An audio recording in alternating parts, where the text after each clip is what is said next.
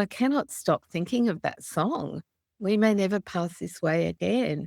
It feels like sometimes that we go through all these stages of healing and we're working on ourselves and then we're still battling things that we have battled before. But this is a new thing. Do you not perceive it? Streams in the wasteland. And I want you to enter into that. I want you to enter in to a gate that is about to open into completely new territory. We're going into new territory and we're going beyond the things that have blocked us before. I'm going to show you different areas or regions where we process information in our brain. I'm going to ask you a few questions to help you to prompt your mind in those different regions to help you to access information that you haven't heard of before. Focus on something that you aiming to do and achieve, like a goal. And think of it like a scientist looking through a microscope at a smaller cell and going, we're going to actually go after that goal, because a single minded focus is really important if you want to achieve anything in your life. A single minded focus allows you to, like a signal, put your attention on what it is that you want to achieve. And so that thing that you want to achieve is like a horse with blinders or blinkers on, setting its face like flint,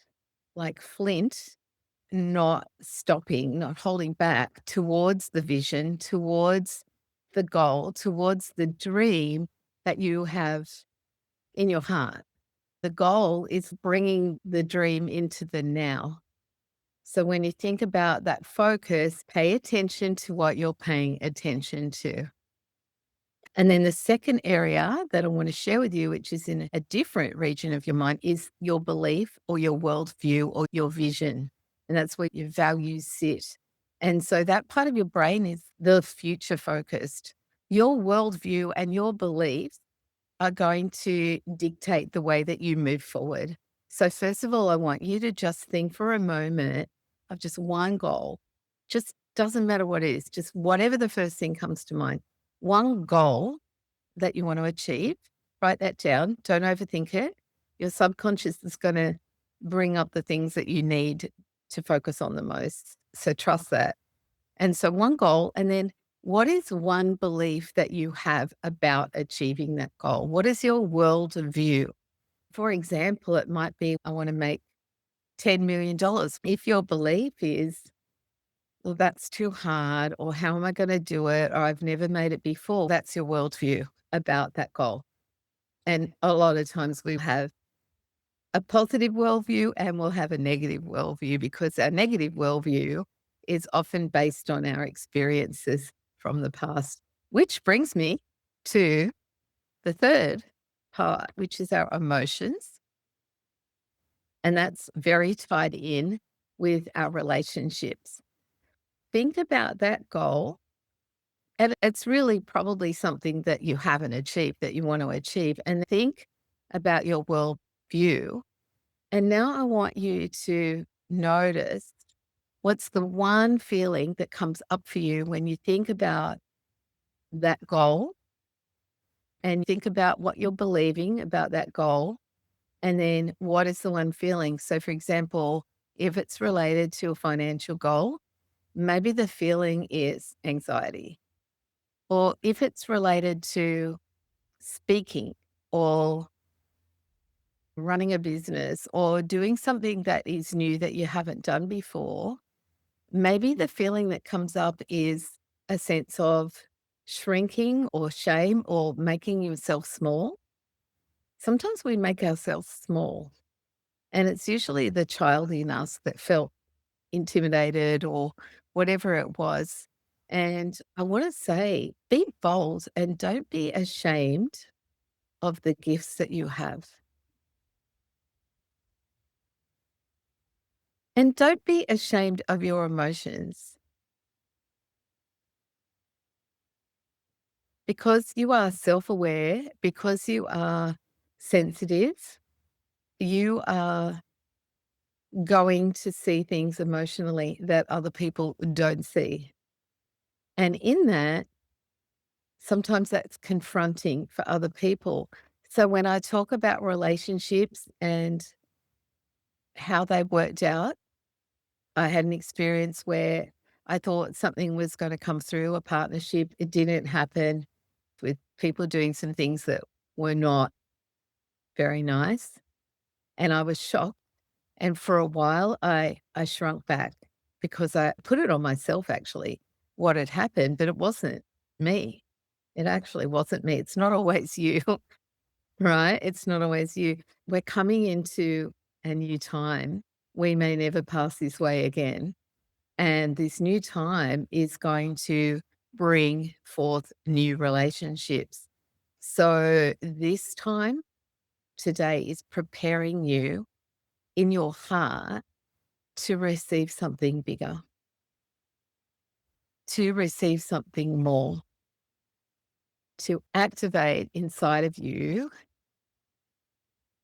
the largeness in you, the bigness in you, the world changer in you, the speaker in you, the writer in you, the business mogul in you, the philanthropist in you, the singer in you, the artist in you, the CEO in you.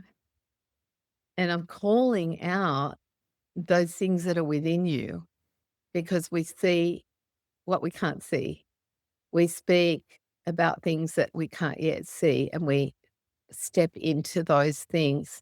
And for too long, there's been too many people who are in the sidelines, and I believe we're in this season now where all these people carrying their big hearts out onto the forefront, because that's exactly what the world needs now is love.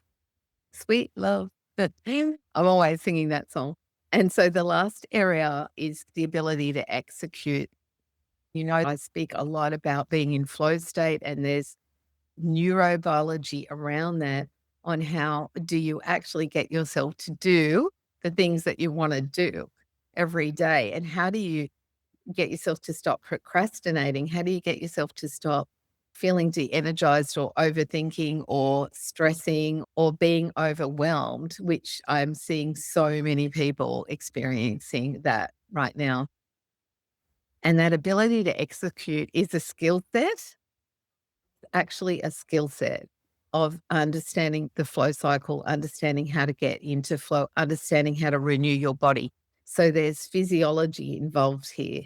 There's energy, there is state management. And when we talk about being in survival state or in transition, that conditioned state where a lot of us live, where we're doing things that we've been conditioned to do all of our life, our identity is often conditioned. We want to break those patterns and belief systems that have caused us to keep getting the same results. We want to break them. And in breaking them, this is about healing because the heart knows what the heart knows. The Heart Math Institute discovered that we have 40,000 neurons in our heart and that the heart accesses information even faster than the brain. So we have to learn to get more connected to our heart. Just write it down and that's it. Let it go. So now we're going to get into the activation piece, which is super fun. We're going to get into state so that we get our bodies into alignment with what we're going to walk through in this visualization.